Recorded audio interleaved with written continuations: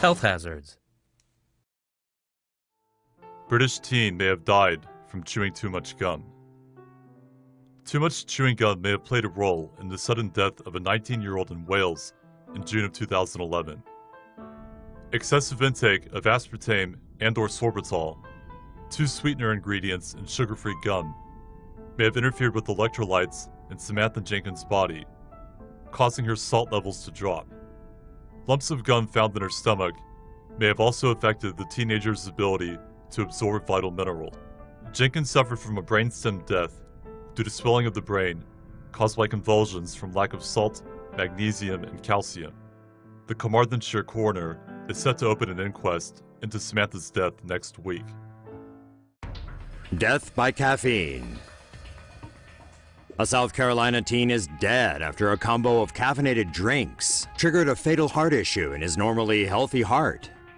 Davis Allen Cripe collapsed in class on April 26th and died just an hour later. The 16-year-old had consumed multiple caffeinated drinks that day and died from a caffeine-induced cardiac event, otherwise known as abnormal heart rhythm.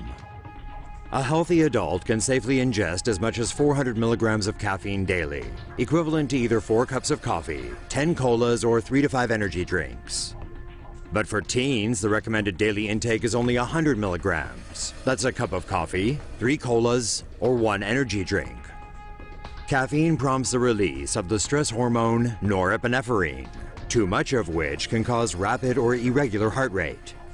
Not enough blood is pumped into the body as a result, thus damaging or shutting down the brain and other organs. People who have died from caffeine overdoses also experienced seizures, with some reportedly choking on their own vomit. Caffeine does have certain benefits, and the vast majority consume it with no negative effects. But experts warn it should be taken in moderation, especially for kids and adolescents. LED streetlights could be bad for your health. The American Medical Association is warning about the potentially harmful effects of LED bulbs as more cities convert to the technology. LED lighting leads to cost and energy savings and a lower reliance on fossil fuels. In incandescent bulbs, an electric current passes through a wire filament until it becomes hot enough to emit light. Incandescent bulbs therefore waste a lot of energy as heat. An LED bulb produces light when positive and negative electrons move around within its semiconductor structure. But not all LEDs are good for you, depending on their color temperature.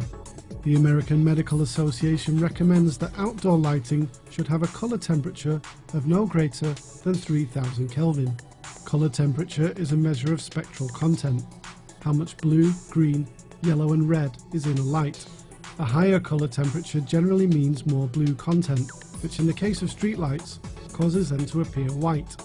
An incandescent bulb has a color temperature of 2400 Kelvin, containing fewer blue and more yellow and red wavelengths.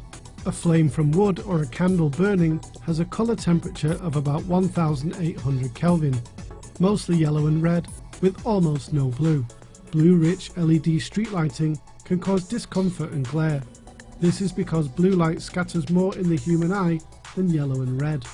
Sufficient levels of blue light can damage the retina, and LED light is concentrated, which can cause severe glare, resulting in strained eyes.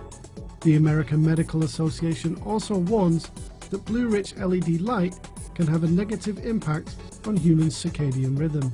Blue-rich LED light is estimated to be 5 times more effective at suppressing melatonin at night than the sodium lamps previously used for street lighting, causing sleeplessness.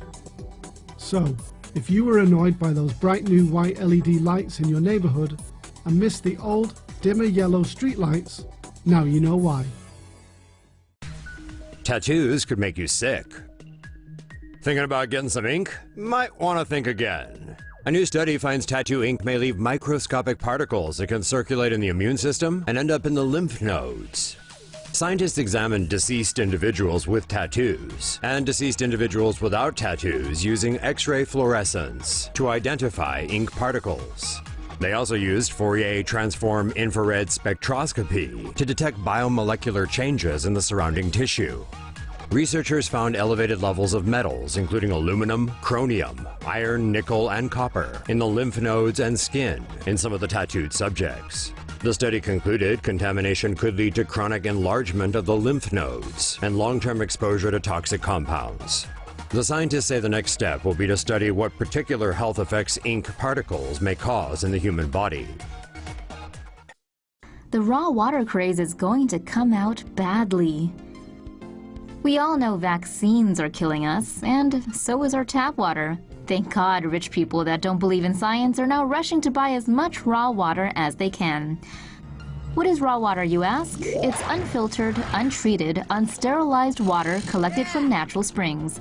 Raw water fans are worried about contaminants such as chemicals and lead in municipal water and additives such as fluoride. It's also ridiculously expensive. In SF, it can cost $61 for a 2.5-gallon jug of raw water that could also give you raw cholera. Yay! Besides cholera, the clearest stream water can still be filled with animal doo-doo, hepatitis A, and E. coli. But hey, if raw Hershey squirts and mud butt are your thing, bottoms up. Achievement unlocked. For the first time ever, gaming addiction is set to be classed as a health issue by the World Health Organization. According to a draft definition, symptoms of gaming disorder can include continuation or escalation of gaming despite negative consequences. It can also be shown by the gamer exhibiting impaired control over gaming and/or by more time being given to gaming, to the extent that it takes precedence over other important life aspects. And it's not like gamers can just go cold turkey. We mean, have you seen how they handle poultry? These symptoms have to go on for a year for a diagnosis to be assigned, but that time can be shortened depending on the severity of the gaming. Australian woman damages leg nerves and muscles while wearing skinny jeans. Doctors are warning of the dangers associated with wearing tight jeans, saying that skinny jeans can cause a condition called compartment syndrome, where swollen muscles can end up severely damaging nerves in the leg. The warnings about skinny jeans come after an Australian woman encountered severe numbness of the legs and had to be hospitalised for several days after spending hours squatting to clean out cupboards. The squatting position, together with her tight jeans, caused the woman's muscles to swell. The swelling constricted the blood vessels and led to decreased blood supply in the lower legs. Looser pants would have allowed the muscles to expand to the side and relieve pressure on the blood vessels inside.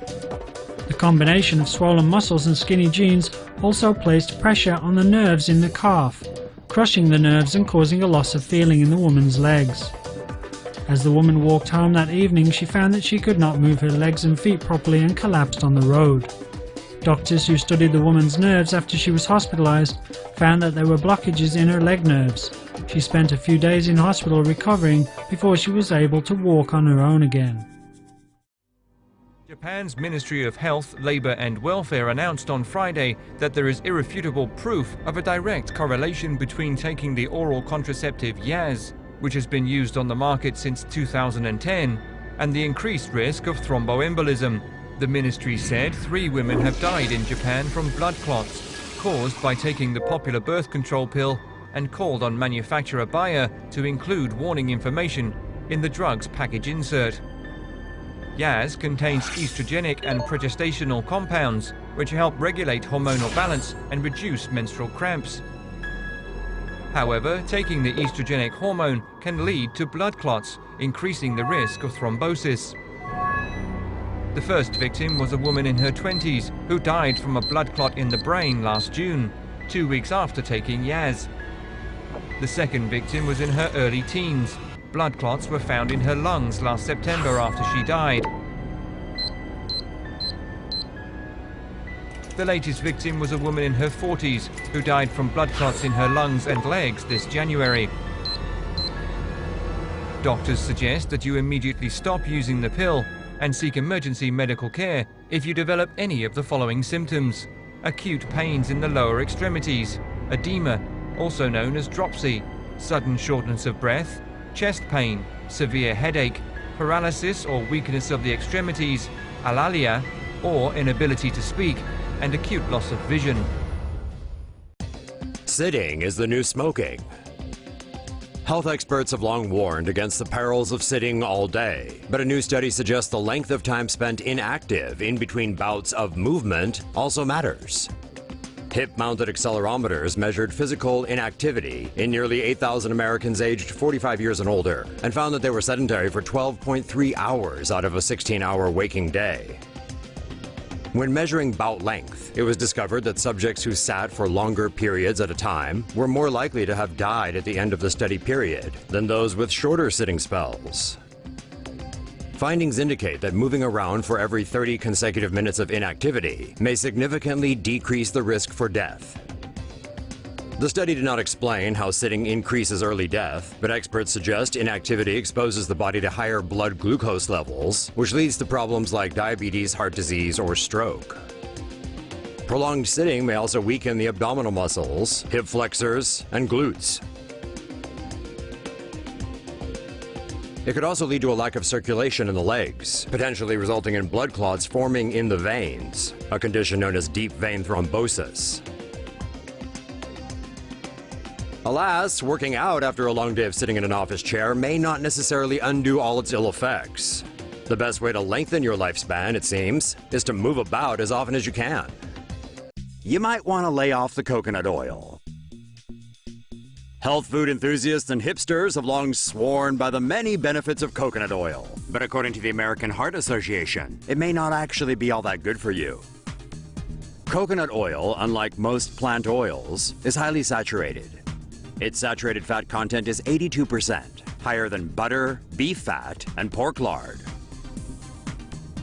Saturated fat has been linked to low-density lipoprotein, which is bad cholesterol that can build up in the arteries and increase the risk of heart disease. The American Heart Association recommends eating less saturated fat, replacing them instead with unsaturated plant oils, nuts, and seeds. Still, coconut oil has been known to raise good cholesterol levels. And while the evidence doesn't say increased consumption leads directly to heart disease, the fact remains that it contains plenty of saturated fat. So as with all things, it may best be taken in moderation. Frank Sachs was the lead author of the report debunking the idea that coconut oil is a health food. While speaking to USA Today, his advice was, you can put it on your body, but don't put it in your body.